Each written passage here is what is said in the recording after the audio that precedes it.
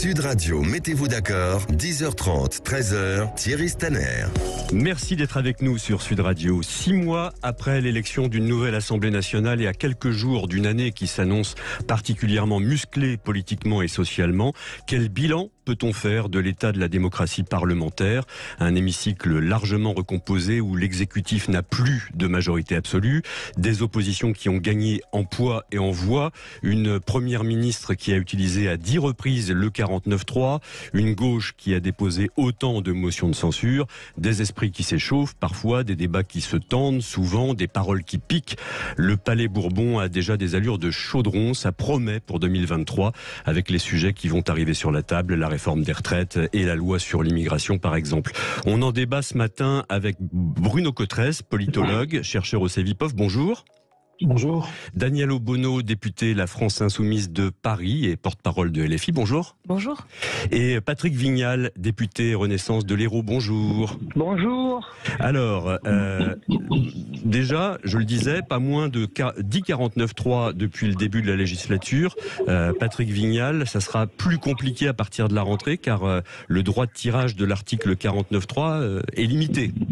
Vous savez, moi, je ne peux pas me satisfaire de faire voter des lois à coup de 49.3, parce que le 49.3, c'est quand même si c'est un objet constitutionnel, c'est brutal, et puis ça prouve qu'on n'est pas capable de faire en sorte qu'une majorité de politiques nous soutiennent. Mais vous savez, on arrive à la période des vœux, et moi, je voudrais dire à ma collègue Daniel Obono, parce qu'il n'y a pas d'ennemis en politique, il n'y a que des gens qui essayent de faire au mieux pour la société, que la société est en burn-out, vous voyez bien les tensions que nous avons tous, et on ne peut pas redémarrer au mois de janvier avec cette tension dans l'hémicycle parce que nous ne faisons pas honneur à la démocratie, ni honneur aux gens qui nous ont élus. Daniel Obono, la main tendue de Patrick Vignal.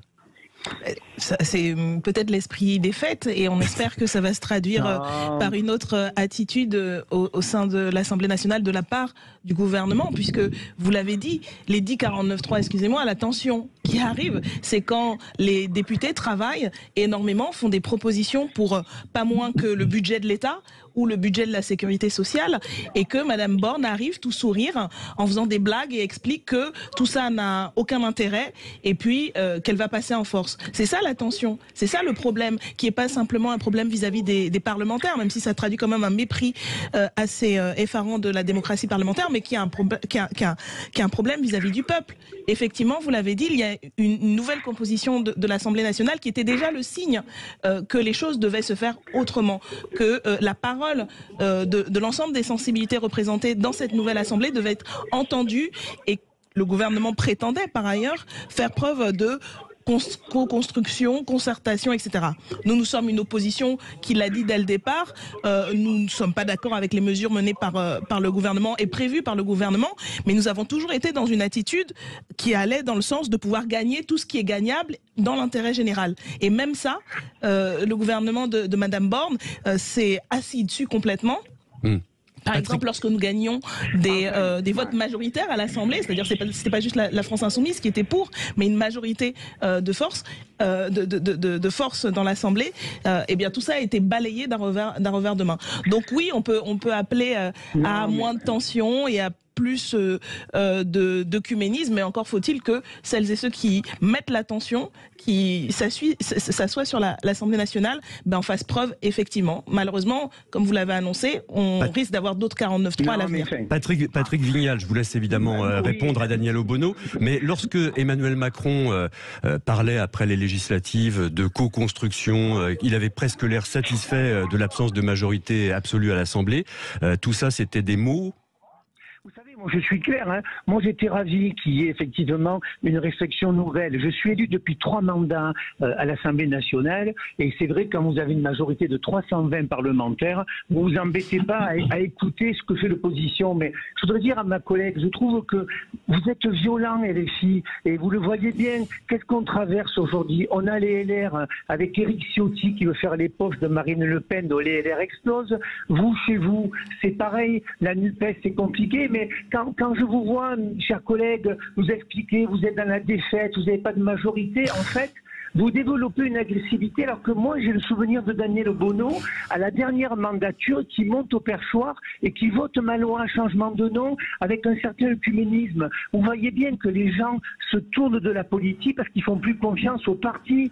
Vous êtes dans une position où vous avez Jean-Luc Mélenchon qui s'isole de plus en plus. Vous voyez bien qu'il n'y a pas de démocratie. Nous, on a Renaissance, c'est nouveau et c'est compliqué ce mouvement. Le PS ne sait pas où il est et donc le résultat, c'est que les Français ne retrouvent plus le chemin des urnes. C'est pour ça que c'est pas la peine d'être braillard dans l'Assemblée. Écoutez, franchement, je vois bien, moi le premier, je vais vous faire une confidence à la radio, j'ai failli en venir aux mains avec Alexis Corbière, qui est de chez moi, qui est de Béziers, et on s'est rendu compte tous les deux qu'on n'avait pas le droit de donner cette image négative, cette image de violence, parce qu'elle se retraduit. Après, les gens dans leur rue, ils me disent, mais pourquoi on ne serait pas violent avec ce que vous faites à l'Assemblée? Donc, ou à la rentrée, on est capable d'être responsable, d'être des femmes et des hommes avec des désaccords, mais pas avec cette violence. Le résultat, c'est quoi? C'est que Marine Le Pen n'a jamais été, plus que jamais été notable. Ils sont beaux, habillés, costume, cravate, mais c'est la même idéologie, chers collègues. Et on se renvoie tous les deux. Moi, quand je suis dans une manifestation avec un député RN, les copains et les filles me tapent dessus. Et quand vous applaudissez la nuit parce que vous avez gagné un amendement avec les RN, on vous tape dessus. On ne peut plus continuer comme ça parce qu'on doit aux Français un peu de hauteur et un peu de valeur républicaine. Daniel Obono, je vous laisse répondre à Patrick Vignal et j'ajoute cette question. Du coup, si vous avez le sentiment que l'opposition n'est jamais entendue, ne sert absolument à rien, si elle ne sert à rien, à quoi sert-elle? Alors, je n'ai pas dit que l'opposition ne servait à rien. Nous savons pourquoi nous avons été élus, pour défendre les programmes et les propositions de la NUPES. Mais, oui, mais vous dites que rien ne passe jamais. Oui, mais ça, c'est le choix du gouvernement. Et parlons de violence, excusez-moi, chers collègues, on peut toujours appeler à ce que les gens se tiennent bien, soient bien sages, soient bien polis, mais c'est pas de ça qu'il s'agit, en vérité. Nous avons été élus pour porter des propositions. Et la question, c'est qu'est-ce qui est fait politiquement? C'est pas une question simplement d'attitude. Oui, on aimerait mieux que les choses ne soient pas montées en sauce pendant les séances, mais franchement, c'est pas de ça qu'il s'agit. Aujourd'hui, on est dans une crise. La situation de l'hôpital aujourd'hui, je pense que ça a été entendu sur les antennes et c'est rendu compte par les médias, des dizaines d'heures d'attente à l'hôpital, des gens qui meurent parce qu'ils ne sont pas traités. Ça, c'est une violence sociale, la violence économique faite par ce gouvernement avec la dernière réforme de l'assurance chômage où le 24 décembre, Monsieur Dussopt, le 23, c'est juste 2 jours avant le 25 et les fêtes, Monsieur Dussopt annonce dans un décret, sans en avoir jamais parler avec les partenaires sociaux, après cette gargarisée du dialogue social, que ce sera jusqu'à 40% de réduction de la durée d'indemnisation des chômeurs. C'est pas ça la violence. Le chômage passe en dessous de 6%. Oui, mais voilà, mais ça, à aucun moment, ça n'avait été discuté ni dans les débats de l'Assemblée, où ils ont réussi à faire passer leur loi, ni même avec les soi-disant partenaires sociaux, puisque c'est ainsi que le gouvernement le rappelle. C'est ça la violence, en fait, de ce gouvernement. Alors on peut toujours faire des grandes phrases, bien gentilles,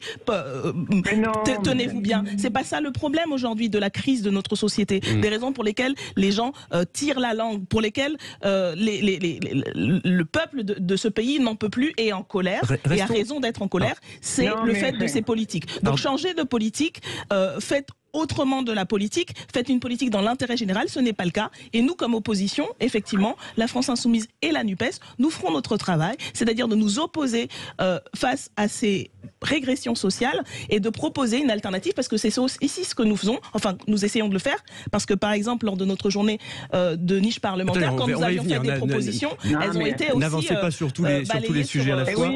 On viendra sur le sujet de la niche parlementaire. C'est pour montrer que nous sommes constructifs aussi. Votre exemple est intéressant, il est dans l'actualité très récente, effectivement, de ce projet de décret sur la réforme de l'assurance chômage qui annonce des choses dont il n'avait pas été question. Est-ce que sur le fond, Patrick Vignal, c'est pas le signe d'une sorte de mépris de l'exécutif à l'égard des partenaires sociaux qui sont vent debout et de la représentation nationale? Mais bien sûr, vous savez, je ne sais pas quel est l'énarque de Bercy qui a décidé le 23, à la veille de Noël, de rajouter ce texte en expliquant que si on était en dessous de 6%, on n'aurait que 25% de l'indemnité. Enfin, ça a dû passer par le parapheur d'Elisabeth Borne ou d'Olivier Dussopt quand même. Mais je vais vous dire, c'est une erreur. Vous savez, moi j'aime bien dire les choses de manière simple et honnête. D'abord, on n'est pas encore à 6% de chômage, donc je vois pas pourquoi on met un épouvantail. Vous savez, ça c'est français. Regardez, pour la crise de l'énergie, on va couper. Pour l'instant, EcoWatt marche très bien et est au vert. Le vrai débat, et là je pourrais être d'accord avec ma collègue, c'est que on doit gouverner autrement. Les Français ne veulent pas obéir, ils veulent adhérer. Donc nous, on a besoin, effectivement, cette majorité relative nous engage à aller convaincre les gens. Mais ce que je voudrais dire à ma collègue, c'est que on est tous dans des postures. Là, regardez, chers collègues, on n'y est pas encore à 6%. Le vrai débat, et on va parler de la santé. Moi, je viens de sauver une pédiatre qui ne pouvait pas travailler dans notre santé parce que le décret n'était pas encore signé. Et je veux organiser des états généraux de la santé. Mais infirmière, sage-femme, pédiatre, pourquoi aujourd'hui ces relations au travail est difficile? Et c'est vrai que c'est notre rôle à nous, les parlementaires, d'être sur le terrain et d'être force de proposition. Mais malheureusement, on est tous dans la posture. C'est-à-dire que dès qu'un collègue à nous est en danger, on va le soutenir, même si on sait très bien qu'il ne correspond pas. Donc oui, c'est une connerie, le 23 décembre, de faire peur aux demandeurs d'emploi en leur disant, si on est en dessous de 6%, vous aurez que 25%. C'est une connerie. Et il faut peut-être que nous aussi, on soit capable de tendre la main. Bon, au moins le message est clair. On va continuer cet échange dans un instant après la pause et on donnera la parole à Bruno Cotresse qu'on n'a pas encore entendu, politologue. On lui demandera ce qu'il retient de cette année 2022 en politique et en particulier à l'Assemblée. À tout de suite. Sud Radio, mettez-vous d'accord, 10h30, 13h, Thierry Staner. Avec nos invités ce matin sur Sud Radio, nous essayons de faire le bilan des 6 premiers mois de la 16e législature avec cette majorité relative à l'Assemblée, des 49.3 en rafale et autant de motions de censure déposées par la France Insoumise. On est avec Daniel Obono, député La France Insoumise, justement, avec Patrick Vignal, député Renaissance, et avec Bruno Cotresse, politologue, chercheur au CEVIPOF. Bruno Cotresse, on le disait tout à l'heure, après les élections législatives, Emmanuel Macron avait presque l'air satisfait de ne pas avoir de majorité à l'Assemblée, de majorité absolue. Avec Elisabeth Borne, il vantait les mérites de la recherche du compromis. En pratique, ces derniers mois ont montré que ce n'était pas si simple de dépasser les clivages. Non, c'est pas simple pour des raisons qui sont des raisons assez structurelles en fait, qui échappent pratiquement aux acteurs. On vient d'entendre à votre antenne un débat de qualité. On a un député de la majorité qui dit voilà, on aurait dû s'y prendre autrement. On a une des figures emblématiques de l'opposition qui exprime son envie de dialoguer, mais pas sur les mêmes bases que ce que propose le député de la majorité. Donc tout ça va bien évidemment dans le bon sens du point de vue de la qualité du débat démocratique, mais il y a des variables un peu structurelles qui échappe aux acteurs, et on voit que la contradiction assez fondamentale, c'est la contradiction d'une élection présidentielle au lendemain de laquelle le chef de l'État ne dispose pas d'une majorité absolue, en appelle à une discussion, mais sans que clairement la question de l'amendement de son programme ne soit mise au centre. Or, si on en appelle à une coalition au lendemain de l'élection présidentielle pour essayer de trouver des solutions de compromis, des terrains d'entente entre différents groupes, d'une certaine manière, ça remet un peu en cause quand même le périmètre du programme présidentiel. Et donc là, on a une contradiction qui est celle de nos institutions, beaucoup plus que celle des acteurs politiques. La Ve République telle que nous la connaissons, avec son phénomène majoritaire, avec son mode de scrutin majoritaire, bien que beaucoup de spécialistes disent à l'origine, à partir de 1958, les coalitions étaient dans l'ordre des choses possibles, mais la pratique de la Ve République, progressivement, n'a pas été dans ce sens-là. On voit que les acteurs politiques ne disposent pas ni des outils, ni du logiciel dans leur tête, qui est un logiciel de former en France des coalitions, comme on en connaît dans d'autres pays européens, où au lendemain de l'élection, différentes forces politiques qui ont proposé des alternatives différentes vont dialoguer, vont trouver un compromis qui est un contrat de gouvernement. Et de ce point de vue-là, c'est vrai qu'on peut retenir cette situation qui est une situation qui, pour le moment, ne fonctionne pas très très bien, absence de majorité absolue pour l'exécutif, appel à des concertations, mais finalement des concertations qui sont très largement à l'intérieur du périmètre du programme présidentiel. Le chef de l'État a gagné l'élection présidentielle. Il est légitime pour dire mon logiciel, c'est le périmètre de la discussion, mais on voit voilà toutes ces contradictions un peu structurelles. Ouais, alors ce périmètre, il n'est pas si large que ça finalement. Force est de constater qu'aujourd'hui, ce sont les Républicains qui sont dans le viseur. Dans les débats à venir, ce sera sans doute le groupe pivot sur les retraites, sur l'immigration par exemple. Patrick Vignal, de quel côté penchera la balance selon vous aux Républicains ? Vous savez, ce que disait Bruno Cotresse, c'est ça. C'est-à-dire qu'aujourd'hui, où on veut fonctionner comme on a fonctionné pendant des années, et nous, on va mettre la robe de mariée aux Républicains, on va leur promettre des amendements, on va réfléchir sur un autre de retraite. Mais c'est pas ça qui m'intéresse, moi. Moi, j'ai envie d'avoir une adhésion totale, d'avoir un vrai débat. Mais en France, en fait, on ne sait pas concerter, on ne sait pas dialoguer. Et donc, moi, ma collègue, elle est dans sa position, une partie que je peux comprendre. Je suis aussi un homme de gauche. Mais si on prend le cas de la santé, ça fait 30 ans qu'il y a de la lâcheté. C'est pas la faute d'Emmanuel Macron aujourd'hui si l'hôpital va mal, même si nous on n'a pas assez fait. Et moi j'aimerais qu'on ait des débats à poser, reposer, avec des vrais diagnostics où chacun puisse expliquer et faire des propositions. Alors que là, on a créé, si vous voulez, avec cette majorité relative, certes, on est uniquement dans l'advertive, c'est-à-dire la France insoumise, nous sommes des salauds, des présidents de riches. Nous, on est en train de dire à la France insoumise que leurs propositions ne correspondent pas à l'évolution de la société. C'est pour ça que quelque part, ça part de nous, de notre relation, notre rôle que l'on doit avoir, des remontées que l'on doit faire. Vous savez, regardez la santé, il n'y a rien qui fonctionne. Il faut remettre l'hôpital privé, l'hôpital public. Quelle est la relation qu'on va avoir au travail? Le médecin de ville avant faisait 80 heures par semaine. Les jeunes médecins ne veulent pas, c'est leur droit. Donc on est sur une société sur 3 pylônes. Le Covid nous a aidés à penser à sa vie personnelle, sa vie familiale et professionnelle. Eh bien nous les parlementaires, au lieu de parler d'une réforme des retraites de l'âge, on devrait se poser la question, la relation nouvelle au travail. 50% des métiers, le numérique va faire changer la relation. Et nous on est quoi? On est chacun dans nos postures. Et que la France est soumise, c'est on va faire tomber ce gouvernement. Mais qu'est-ce qu'on fera s'il n'y a pas ce gouvernement? On va faire quoi? Et vous allez me laisser gouverner qu'avec les LR. C'est pour ça, chers collègues, qu'on a besoin un peu d'apaisement. La concertation, c'est chacun lâche, chacun fait l'armure. Et là, on est tous dans des positions qui sont tellement dures qu'on bloque le système. Daniel Obono, est-ce que l'Assemblée nationale, aujourd'hui, sans cette majorité absolue, est trop dans la caricature pour les uns et pour les autres? Oui. Non, enfin, la question. La question.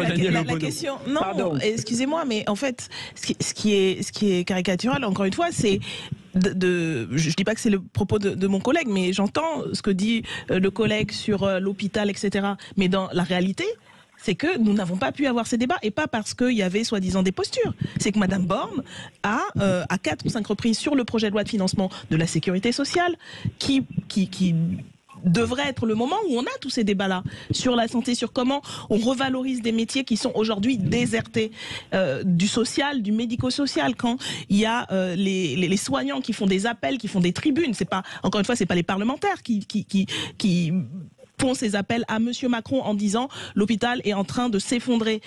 Quand on a le médico-social, quand on a tous ces secteurs. Oui, donc on avait l'occasion pendant 3 mois, de septembre à décembre. Eh bien, qu'est-ce qui s'est passé? Madame Borne a fait des 49.3 et a littéralement empêché que nous puissions avoir ce débat. Donc c'est pas le problème, c'est pas les soi-disant postures. Encore une fois, moi je ne suis pas dans la posture. Je suis là pour défendre des idées, des propositions. Mais quand c'est littéralement empêché, effectivement, nous avons l'air d'être dans un espèce de théâtre d'ombre, et du coup, c'est devenu normal, en fait.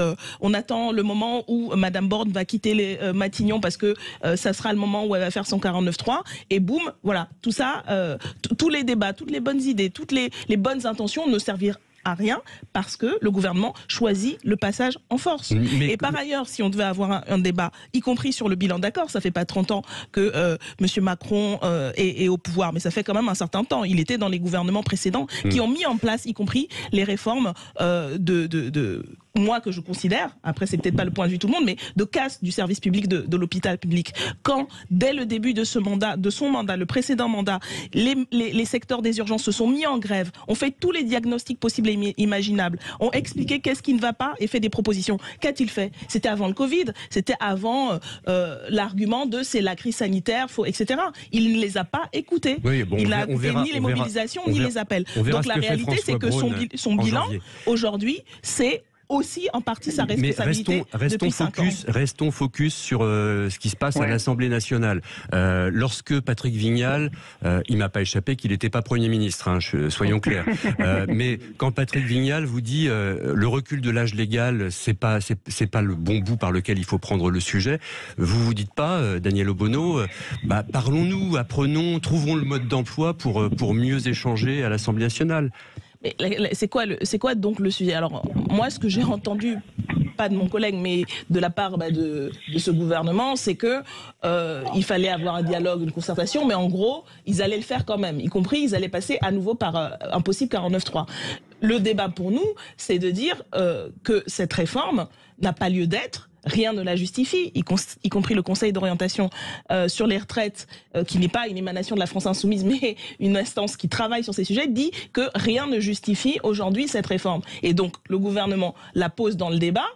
On va en discuter, mais avec des positionnements. Nous sommes contre le recul de l'âge parce que un quart des personnes les plus pauvres, des hommes les plus pauvres sont déjà morts à 62 ans, actuellement, dans l'état actuel, et que c'est une réforme qui va créer plus de souffrance, qui est une régression sociale, etc. Donc on va avoir ces débats, enfin. J'espère qu'on va les avoir et qu'on ne sera pas arrêté en pleine discussion parlementaire. Mais, encore une fois, vous parliez de la concertation, d'un autre modèle, etc. Moi, je suis d'accord sur le fait que le système de la Ve République est profondément anti-parlementaire. Mais le fond du sujet, pour moi, ce n'est pas l'institution en elle-même, c'est la politique qui est mise en œuvre. Et donc, nous n'arriverons pas à un accord sur la question des retraites parce que nous sommes contre le recul de l'âge. Nous pensons qu'il faut une retraite à 60 ans avec 40 annuités, qu'on peut le financer, qu'il faut faire d'autres choix politiques. Et ça, nous l'assumons. Donc, on mènera le débat, mais pas pour arriver à un compromis sur 64, 65, 64 et demi de recul de départ de l'âge à la retraite. Oui. Puisque c'est ça le choix du gouvernement. Et il l'a posé dans le débat.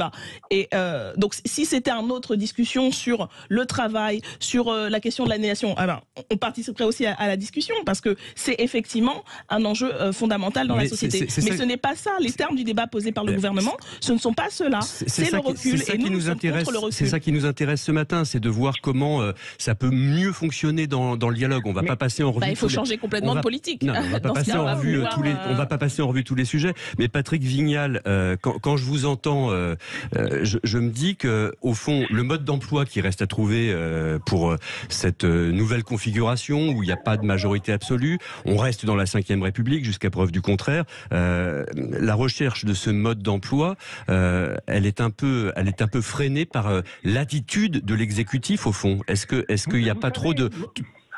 Je vais être très clair, moi j'écris une tribune qui s'appelle « La nation se parle ». Mais je vais prendre l'exemple du corps. Suivant ce que dira ma collègue, elle va interpréter ce que va dire le corps sur les retraites en disant « on n'a pas besoin ». Suivant moi, majorité, comment je vais l'interpréter, je vais dire « il y a le feu, il faut trouver de l'argent ». C'est tout cela que ne supportent plus les Français. Moi, ce que j'aimerais, c'est qu'on fasse un débat sur effectivement l'âge de la retraite, mais c'est pas l'âge de la retraite aujourd'hui. On a une révolution, écoutez, 300 000 emplois, on cherche dans l'hôtellerie, la restauration, chez moi dans l'Hérault, on n'a plus de gens qui veulent bosser dans les EHPAD pour s'occuper de nos personnes âgées. Donc est-ce qu'il faut augmenter le salaire? C'est un premier débat. Est-ce qu'il faut avoir une nouvelle relation au travail?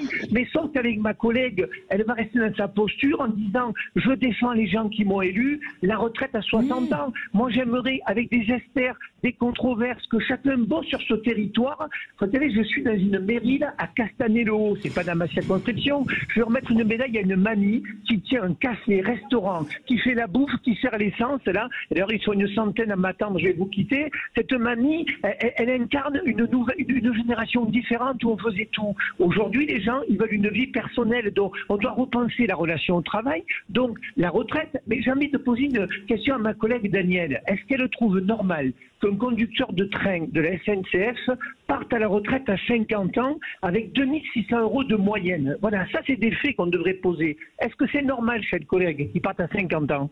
Oui, c'est le statut qui le veut. Et moi, j'espère bien que plus de gens pourraient partir plus tôt avec une retraite décente. Collègues, enfin, Oui, écoutez, mais c'est une autre. Écoutez, vous pensez qu'un conducteur de train devrait aller jusqu'à 64 ans, 65 ans, 67 ans. Mais ce n'est pas le cas.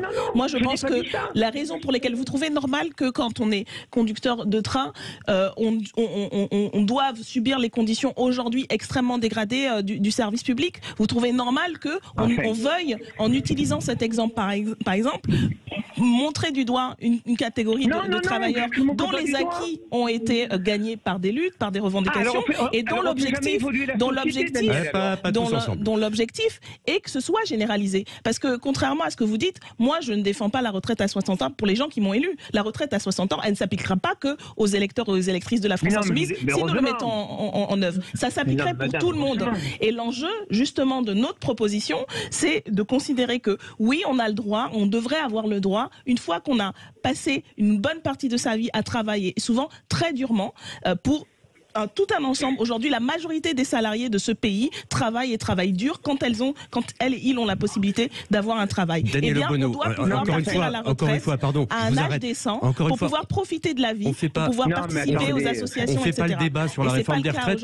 On essaie d'échanger. C'est un sujet très concret du débat parlementaire. Oui, mais c'est pas le débat aujourd'hui. Ce qui nous intéresse, c'est de voir comment on peut améliorer l'échange, la méthode. Patrick Vignal, je sais qu'on doit vous libérer. Je vous laisse une conclusion rapide, s'il vous plaît. Moi, je pense que si vous voulez, si on veut que les Français retrouvent le chemin des urnes, nous devons devenir responsables. Et quand on est un exécutif, on doit sentir qu'on n'est pas toujours majoritaire et surpuissant. Voilà. C'est là où le bas blesse pour l'instant. Des gens. Oui, parce qu'on n'a pas trouvé la bonne martingale pour faire en sorte de... Vous savez, on ne peut pas embarquer une réforme des retraites ou une loi immigration sans une partie des syndicats. Voilà. Moi, je fais partie des démocrates. Je veux dire, je ne peux pas faire seul contre tous. On doit trouver les moyens de faire avec les gens. Et je dis même que je dois arriver à la fin du mandat de convaincre ma collègue Daniel Obono de pouvoir voter des lois à un moment donné quand elles sentent que ça fait élever et ça fait progresser la société. Je pense qu'il y a encore un peu de chemin. Je pense qu'il y a encore un peu de chemin pour voilà.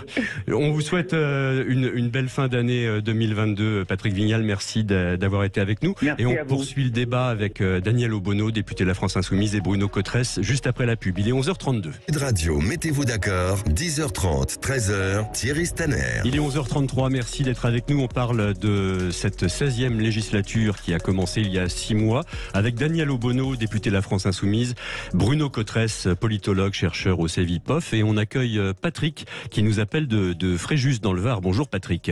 Bonjour. Vous vouliez intervenir dans cet échange? Eh ben oui, alors si on commence déjà par le 49.3, oui. Ça doit être frustrant pour Madame Obono et pour tous les députés, parce que quand même, travailler, je suis pas du bord de Madame Obono, mais c'est pour dire, mais travailler comme ça sur des dossiers et se retrouver à 3h du matin avec quelqu'un qui passe et dit on fait le 49.3, les circulaires, rien à voir. Ça doit être frustrant d'une part, mais d'autre part, accessoirement, ça coûte cher tout ça. On n'a plus besoin de députés finalement. Les députés, ils ne servent plus à rien vu qu'on a quelqu'un qui met le 49.3 et puis hop, circuler, il n'y a rien à voir. Donc les 500 et quelques députés qui coûtent un peu de sous, bon, on peut les supprimer finalement. 577, ouais. Voilà. Moi, je trouve incroyable. Je connaissais un peu ce 49.3 parce que bon voilà, mais je ne savais pas qu'il pouvait être mis comme ça. Ça ne sert à rien du tout des députés finalement. C'est très frustrant. Alors, je vais donner la parole évidemment à Daniel Obono qui va vous répondre sur sa frustration. Bruno Cotresse, en 2 mots, rappelons quand même que le 49.3, son utilisation est différente de ce que ça pouvait être à l'époque de Michel Rocard, qui n'avait pas non plus de majorité absolue. Comment ça marche le 49.3 pour les mois à venir ? Ça va effectivement poser quand même des soucis. Jusqu'à présent, le record d'utilisation du 49.3 sous la Ve République, c'était effectivement Michel Rocard qui l'avait utilisé à 28 reprises en 3 ans de gouvernement. Elisabeth Borne vient de s'installer en numéro 2 de ce classement. En numéro 2, jusqu'à présent, c'était Raymond Barre, Jacques Chirac ou Édith Cresson qui l'avaient utilisé 8 fois. Elle est déjà en numéro 2 de ce classement avec 10 utilisations du 49.3. On voit bien que ça pose des problèmes. On ne peut pas avoir 5 ans de mandature avec une utilisation aussi fréquente de l'article 49.3. Donc, tout ceci ne pose des questions. Comme votre auditeur Patrick vient de le souligner, au fond, la conséquence la plus directe du 49.3, c'est d'interrompre instantanément la discussion parlementaire. Et les parlementaires, au moment où ils sont en train de discuter, excusez du peu, c'est pas des petits dossiers dont ils sont en train de parler, c'est le budget de notre pays, ce sont des éléments de politique publique fondamentaux. Donc on voit qu'il y a un souci et qu'il peut que y avoir, ou à terme, une recherche d'une majorité absolue, peut-être avec les LR, soit officiellement, soit de facto, si par exemple les LR finissent par voter la réforme des retraites, d'une certaine manière, ça les fera venir à l'intérieur de la majorité, même partiellement, ou alors à ce moment-là, vraiment un changement de braquet important du côté du gouvernement, une autre capacité à faire voter des textes avec des majorités à géométrie variable ou à terme peut-être une dissolution, bien que ce scénario pour le moment ne soit pas pour moi le plus probable. Daniel Obono, je vais vous laisser répondre à Patrick qui s'inquiétait de votre frustration de député. Oui, effectivement, c'est une situation, mais pour tout le monde en fait.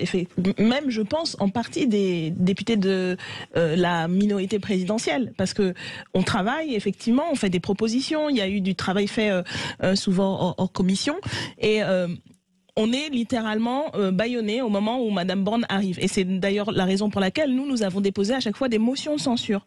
Parce que c'est une manière de reprendre la parole pour dire ce qu'on pense de ce geste du 49.3 et pourquoi est-ce qu'il aurait fallu aller jusqu'au bout de la discussion. Et ça d'autant plus que, selon le moment où le 49.3 arrive, des fois on a commencé la discussion. Les derniers 49.3, il n'y avait même pas une minute de débat que Madame Borne arrivait. Mais les premiers, on avait commencé des discussions, on avait gagné des amendements, pas juste nous, encore une fois, il y a eu plusieurs amendements sur la question de la transition écologique, sur la question des Outre-mer, qui ont été votés majoritairement dans l'Assemblée, y compris par des députés du MoDem ou d'autres groupes de la Macronie. Mais balayés dans la version finale. Justement, c'est non seulement le 49.3 arrête tout, mais c'est le gouvernement qui décide ce qu'il garde ou pas ensuite dans le texte. Et bien sûr, la grande partie de ce que nous avions proposé ou ce qui était arrivé majoritaire n'a pas été gardé. Et donc, effectivement, c'est un système lunaire où c'est le gouvernement qui décide de la loi. Donc, de mon point de vue, c'est ça qui décrédibilise le travail parlementaire. Au-delà de ce qui était dit sur comment on se tient, est-ce qu'on est bien habillé ou pas, ça, c'est fondamentalement une mesure qui, utilisée de manière aussi excessive, met à bas l'intérêt, effectivement, de parlementaires, puisqu'au final, c'est l'exécutif qui décide et qui écrit la loi. Alors, à chaque 49.3, la NUPES a répondu par une motion de censure, vous le disiez, c'est de bonne guerre, j'ai envie de dire. Vous avez, on se souvient quand même que le Rassemblement national avait jeté un certain trouble et même semé un peu de zizanie à gauche en votant avec vous une motion de censure. Les oppositions, pour vous, sont vouées à ne jamais éventuellement s'allier pour renverser le gouvernement? La question, vous l'avez dit, c'est le rôle pivot de LR. Par rapport à ces motions de censure. C'est pas tant le RN que LR qui peut décider ou pas de faire tomber le gouvernement. Je rappelle juste que faire tomber le gouvernement, ça ne veut pas dire que le pays n'a plus de gouvernement, c'est juste que M. Macron devra nommer un autre gouvernement qui devra avoir une autre attitude s'il veut avoir la confiance de l'Assemblée. Et pour ce qui est de la mesure de 49.3, encore une fois, c'est une mesure non pas d'adhésion de la motion de censure face au 49.3, excusez-moi, mais c'est un outil parlementaire qui s'adresse à tous et toutes. Donc que des députés RN puissent tergiverser puis finalement voter une motion de censure, c'est arrivé à plusieurs reprises. Et les mêmes qui ont essayé d'instrumentaliser ce vote-là avaient par ailleurs voté avec des députés d'extrême droite d'autres motions de censure. Je pense par exemple à Monsieur Darmanin. Donc c'est tout à fait logique dans la logique de ces outils-là. Encore une fois, ce n'est pas un projet de gouvernement, ce n'est pas justement une majorité sur des points d'accord politique, c'est une mesure d'autodéfense parlementaire et qui s'adresse à tous et toutes pour effectivement faire tomber un gouvernement que l'on considère illégitime. Mais voilà, les voix s'additionnent, elles se soustraient pas. Nous n'avons pas le droit ni la possibilité de dire non, on veut pas cela et ceci. Et donc chacun et chacune est face à ses responsabilités doit faire le choix d'accepter d'être piétiné par un 49.3 ou de défendre tout simplement son rôle de parlementaire. Et c'est pour ça que ça s'adresse aussi aux députés de la majorité pour pour dire, en fait, vous avez quand même été élu par le peuple français pour faire votre travail. Et vous ne pouvez pas vous lever et applaudir quand Madame Borne arrive et vous marche dessus comme ça, comme si vous étiez un paillasson. Oui. Et donc, c'est Daniel Obono. Cet enjeu qui est il y a un sujet que je voudrais mettre sur la table et une question que je voudrais poser à Bruno Cotresse. Emmanuel Macron a donc lancé son fameux Conseil national de la refondation. Est-ce que c'est un moyen de contourner un peu plus l'Assemblée nationale, enfin le Parlement d'une manière générale? Il y a des outils un peu modernes aujourd'hui de gouvernement qui permettent de faire vivre le débat démocratique, et dans l'absolu, évidemment, une très bonne chose. Et on voit dans de très nombreux pays européens ces conventions citoyennes, ces conférences de consensus, enfin ces nouveaux outils qui sont apparus depuis une vingtaine d'années à peu près, et qui essayent de faire respirer la démocratie entre deux élections. Et dans de très nombreux pays, on a un sujet important qui est comment faire vivre la société civile et la démocratie entre deux élections, les élections ayant un peu perdu cette espèce de capacité à fixer pour plusieurs années le grand choix de politique publique. Dans l'absolu, c'est une très bonne chose. Par contre, il y a un sujet qui est un peu compliqué en France dans la période contemporaine, qui est, on a déjà eu un grand débat national au lendemain de la crise des Gilets jaunes, et on a un peu grillé une cartouche de ce point de vue-là, et ce qui va être difficile, c'est de faire adhérer les Français à l'idée que de ce Conseil national de la refondation vont sortir des choses qui sont en écho ou en accord avec ce que veulent vraiment les Français. Et ce qu'il faut souhaiter, c'est que ça mette de l'huile dans les rouages de la qualité de notre démocratie, plutôt que ça ajoute un élément de complexité où ça rendrait les choses encore plus compliquées. On dirait, mais il y a le président qui a été élu, il a une majorité relative, derrière il y a le Conseil de la refondation. Donc comment tout ceci se mêle, et comment les conclusions du Conseil national de la refondation vont se tuyauter, vont se raccorder aux conclusions du grand débat national. C'est tout ça, pour le moment, n'est pas complètement évident. Il y a un autre moyen aussi d'aller interroger les Français sur les grands sujets, c'est le référendum. Emmanuel Macron l'a plus ou moins laissé entendre qu'il pourrait aller devant le peuple pour certains sujets comme la fin de vie, par exemple. Pourquoi pas sur les retraites, d'ailleurs. Bruno Cotresse, ça vous paraît totalement improbable qu'Emmanuel Macron recourt au référendum? Je ne pense pas que sur le sujet des retraites, au fond, le sujet des retraites, il l'a déjà beaucoup travaillé pendant son premier mandat. À la fin de son premier mandat, juste avant le Covid, il y avait une autre réforme des retraites. Là, il a pris des engagements pendant sa campagne présidentielle. Donc, j'imagine mal maintenant un référendum tranchant par un choix binaire oui/non. Quelque chose qui ne fait pas consensus dans la société française. Au fond, le débat qu'on a, je voudrais souligner, j'ai trouvé un débat de bonne qualité entre Patrick Vignal tout à l'heure et Daniel Obono. On voit des députés dans leur sincérité qui ont envie de défendre leurs convictions du point de vue du regard que les Français portent sur la politique. C'est magnifique, c'est très bien.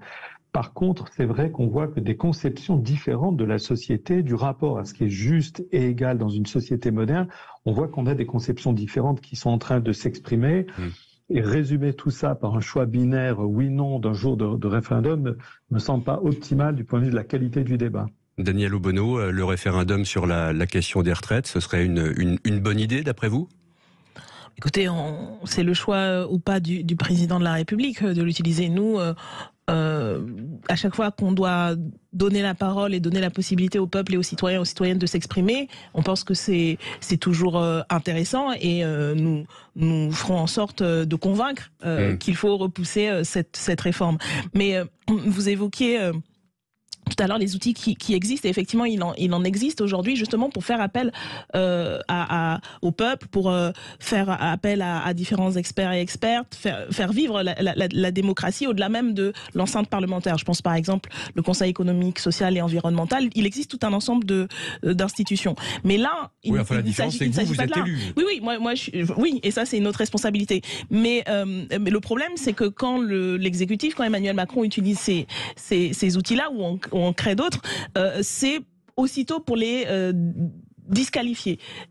je pense par exemple au Conseil citoyen sur le climat et l'écologie qui avait été mis en place par Emmanuel Macron et dont les conclusions ont été tout simplement passées complètement à l'as, mis à la poubelle. Et ça, encore une fois, ça disqualifie tous ces outils de participation citoyenne. Donc on voit bien que quand ces outils permettent une expression qui ne va pas dans le sens de la majorité de Emmanuel Macron, c'était une majorité précédemment, mais en fait tout ça ne sert à rien. Et du coup, on utilise, ça devient des gadgets, on utilise ces formes-là pour faire croire qu'il y a un dialogue, pour faire croire qu'on écoute, et finalement, on fait ce qu'on veut, et là aussi, ça ne fait pas du bien au débat, ni au crédit qu'il faut apporter aux politiques, parce que la politique, c'est important, ça a un effet concret sur la vie des gens, et surtout cette politique-là, de mon point de vue, elle a un effet négatif. Donc, encore une fois, si on utilise les institutions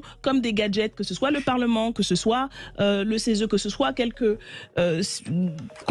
conseils ou collectifs qu'on met en place, au final, ça se voit, c'est clairement on entend bien. Une instrumentalisation qui est négative. On va poursuivre cet échange avec vous, Daniel Obono, et avec Bruno Cotresse. Et bien sûr, vous pouvez nous appeler au 0826 300 300 pour participer à ce débat, poser vos questions, réagir. 0826 300 300.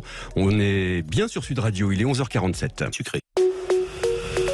Sud Radio, mettez-vous d'accord, 10h30, 13h, Thierry Stanner. Il est 11h49 sur Sud Radio, et bonjour Thierry. Bonjour. Soyez le bienvenu, vous nous appelez pour participer à cet échange que nous avons sur l'état de notre démocratie parlementaire 6 mois après l'élection législative. Nous vous écoutons Thierry, vous nous appelez d'Anglette. J'appelle d'Anglette, oui, effectivement. Oui, effectivement, ça fait 6 mois, effectivement, voilà. Par rapport à ce qui se passe aujourd'hui, on prend conscience qu'on se demande à quoi servent les députés. Il y a eu des élections, des gens ont voté pour un parti, pour l'autre. Voilà, pas contents de ce qui s'était passé avant. Et aujourd'hui, on s'aperçoit qu'avec le 49.3, qui est appliqué systématiquement, et en plus, comme disait Madame Obono, en se moquant des autres députés présents, sauf que tout le monde le voit à la télé, on n'est plus dans une démocratie. Pour moi, ça s'appelle une dictature molle, quoi qu'on en dise. Bien sûr qu'il y a des dictatures beaucoup plus dures. Mais moi, je me dis pourquoi voter? Il n'y a plus aucun intérêt à voter, même si effectivement, Madame Obono tout à l'heure disait oui, mais au moins les gens nous ont fait confiance, c'est le gouvernement. Mais peu importe que le gouvernement ait fait confiance. Aujourd'hui, il y a une opposition. Le gouvernement ne devrait jamais passer en force. Pour moi, le 49.3, c'est un déni de démocratie à la base. Ça ne devrait pas exister. Après, on s'étonne que les gens ne votent pas, mais on n'a plus envie de voter. J'ai pas envie de voter. J'ai plus du tout envie de voter. Ça ne sert à rien. On sait que Macron, il gouverne tout seul. C'est le petit prince ou le roi, enfin, on peut l'appeler de tous les noms. Il se moque de la France, il se moque des Français, il n'aime pas la France. On le voit au quotidien. Et donc, c'est vrai que tout le monde est écœuré. Autour de moi, tout le monde est écœuré. Alors, effectivement, il a été élu. Mais il n'a pas été élu parce qu'on avait envie de voter, de voir sa petite bouille à la télé. C'est parce tout le monde a voté contre un autre parti. C'est tout. C'est juste pour ça. Vous avez voté, vous, en 2022 pour la présidentielle et les législatives, ouais. Ah oui. J'ai voté au second tour, j'ai voté contre Macron, moi. Oui, je ne vous demandais pas pour qui, mais on s'en doutait un peu. Si, je peux le dire. Moi, au début, j'ai voté. Alors, il y en a qui vont bondir parce que voilà, au départ, j'ai voté Éric Zemmour parce que je trouve qu'il a de bonnes idées. Tout est discutable, comme on dit bien l'extrême gauche, il y a des choses qui sont discutables. Partout, c'est discutable. Aujourd'hui, et au second tour, j'ai voté à contre-cœur, j'ai voté Le Pen. Ouais, j'ai voté Le Pen parce que je veux plus le voir, lui. On va s'arrêter et s'intéresser à ce que vous dites sur cette forme de dégoût pour la démocratie.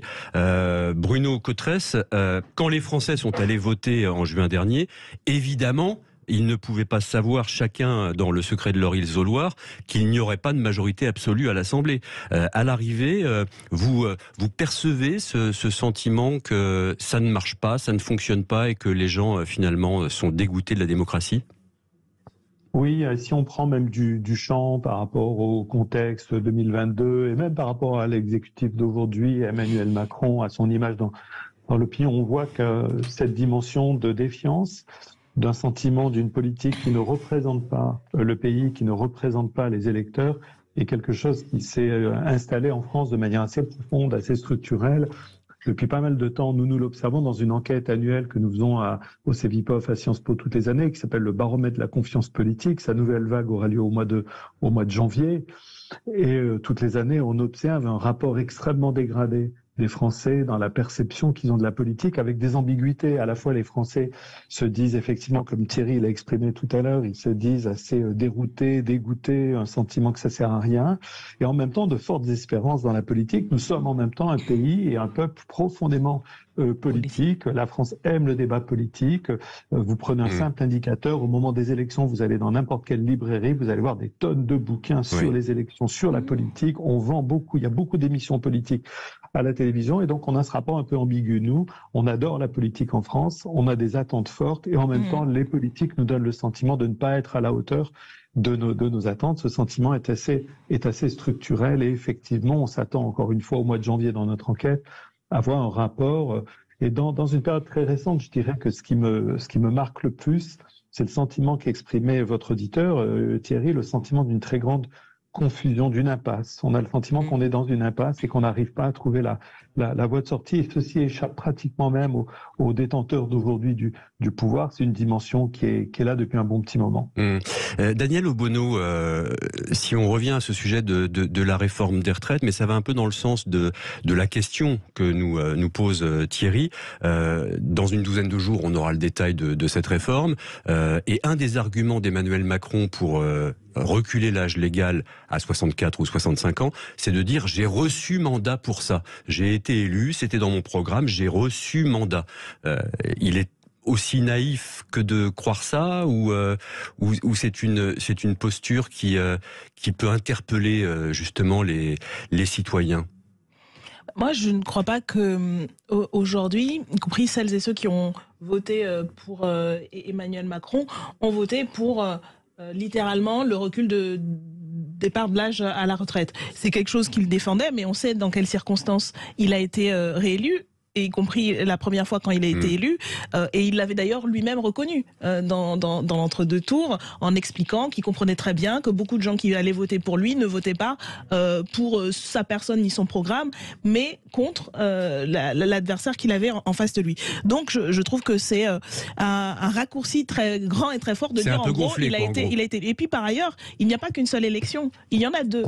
Donc les Français et les Françaises ont aussi élu une assemblée des députés qui n'était pas majoritairement, parce que au compte les macronistes sont minoritaires si on fait le compte de l'ensemble des oppositions, et ça aussi c'est quelque chose dont ils devraient tenir compte, parce que parmi les personnes qui ont été élues, nous sommes 151 à la NUPES, nous avons été élus aussi sur le refus de ce recul-là.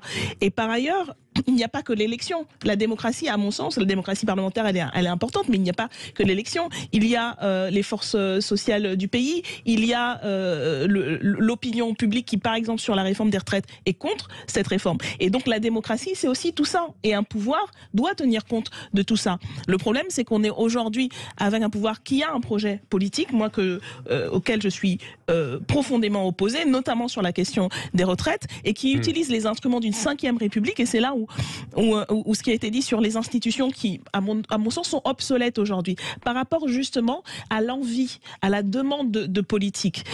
Comment aujourd'hui on permet à ce que cette parole-là, elle ne s'exprime pas simplement tous les 5 ans dans les urnes, mais on a des outils, par exemple, comme le référendum d'initiative citoyenne, qui permet justement aux citoyens et citoyennes d'intervenir dans le cours du débat, y compris parlementaire, pour proposer des lois, etc., etc. C'est donc comment est-ce qu'on change d'institutions. Nous, on est pour une 6e République, notamment pour ça. Oui. Parce que, et c'est ça qui est fondamental, et moi qui me donne quand même l'espoir et la volonté de continuer, parce que effectivement, les Français et les Françaises sont un peuple extrêmement politique, extrêmement exigeant, qui porte des envies et qui attend des politiques de mettre en œuvre ces propositions. Et c'est ça qui doit être, pour moi, le point de départ. Donc il y a un dégoût par rapport à l'état actuel des choses, mais il y a une volonté que les choses changent. Et je pense que, en tout cas nous, c'est ce que nous portons, cette idée qu'il faut donner de la respiration aux institutions, il faut passer à la 6e République, et ça aidera à réduire ce décalage entre les attentes très fortes et la déception qui est aussi d'autant plus forte. On entend. Avant de nous quitter, je voudrais quand même vous demander comment va la France insoumise. Lundi dernier, plus de 1000 militantes et militants ont signé une tribune dans Le Monde pour demander l'exclusion définitive d'Adrien Quatennens. Quelques jours avant, c'était plusieurs ténors insoumis comme Alexis Corbière, Clémentine Autain ou François Ruffin qui réclamaient plus de démocratie au sein de LFI après la désignation de Manuel Bompard à la tête du mouvement. Est-ce que la France insoumise est au bord de la crise de nerfs ? Non, mais d'abord, permettez-moi de rectifier. Il n'y a pas eu de désignation de Manuel Bompard à la tête de la France Insoumise. Il y a eu la mise en place d'une coordination, donc un cadre collectif de 21 personnes. Et il n'est pas coordinateur. Non, il n'est pas coordinateur en chef. Il n'est pas coordinateur en chef. Ce n'est pas comme ça que cela se passe. Okay. Et ce n'est pas comme ça que ça va se passer. Donc, premièrement, rétablissement les faits. Et puis, il se passe en ce moment ce qui a pu se passer en 2017 et en 2018. Oui, nous sommes face à une crise de croissance. Une crise de croissance d'un mouvement qui est passé de 17 députés à 75, qui est énorme, qui a vu le candidat à la présidentielle passer de 19 à 22, qui était en position de pouvoir être au second tour, et avec une implication. On a beaucoup de gens qui nous ont rejoints, et donc c'est pour ça qu'on a fait... Il n'est pas temps que Mélenchon laisse un peu respirer la démocratie D'abord, Jean-Luc Mélenchon n'est pas un autocrate, contrairement à ce que beaucoup de gens affirment. Et Jean-Luc Mélenchon, qui quand même a porté ce mouvement à 22%, qui a fait ce que personne n'avait jamais fait, qui a été à l'initiative de la NUPES. Aujourd'hui, nous sommes 151 députés, et donc la première force d'opposition ensemble à l'Assemblée nationale, donc c'est pas rien. Il a fait le choix de se mettre en retrait et non pas en retraite. Et encore une fois, celles et ceux qui sont en charge, que ce soit du groupe parlementaire, Jean-Luc Mélenchon n'y est pas, il y a un bureau et sont présents et présentes beaucoup des personnes que vous avez citées et qui font des tribunes en ce moment, mais aussi dans le mouvement, il y a 21 personnes qui sont des militants et des militantes, qui sont des élus et qui ont aussi un libre arbitre, donc qui ne sont pas les pantins de Jean-Luc Mélenchon. Pas de crise de nerfs, mais une crise de croissance. Oui, une crise de croissance, et nous faisons des propositions pour y répondre. Merci Daniel Obono d'avoir été avec nous ce matin pour cet échange. Dans un instant, les infos de midi, le journal, et on se retrouve après pour parler du tabac qui repart à la hausse.